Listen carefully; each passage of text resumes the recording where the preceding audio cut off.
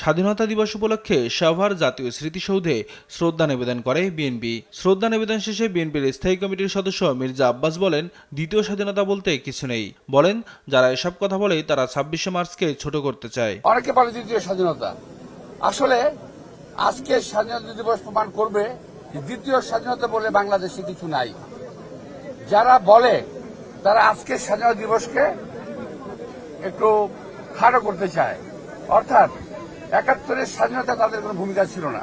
এদিকে প্রয়াত রাষ্ট্রপতি জিয়াউর রহমানের সমাধিতে শ্রদ্ধা নিবেদন শেষে বিএনপি মহাসচিব মির্জা ফখরুল বলেন, নির্বাচন না দিলে চলমান সংকট কাটবে না।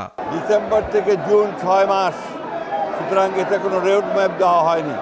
আমরা বারবার বলে আসছি যে স্পষ্ট রোড ম্যাপ এবং দ্রুত নির্বাচন, তা নাহলে যে সংকটগুলো সৃষ্টি হচ্ছে এই সংকটগুলো কাটবে না।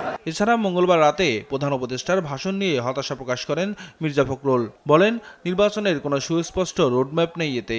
আমিও তো হতাশ হয়েছি, গতকাল প্রধান উপদেষ্টা যে বক্তব্য রেখেছেন সেই বক্তব্যে তিনি সেই রোডম্যাপের কথা বলেননি। আওয়ামী লীগ যেভাবে ইতিহাস বিকৃতি করেছে সেভাবে যেন আর ইতিহাস বিকৃতি না হয় সে আহ্বানও জানান বিএনপি মহাসচিব। নিয়াজ মোরশেদ, দেশ টিভি, ঢাকা।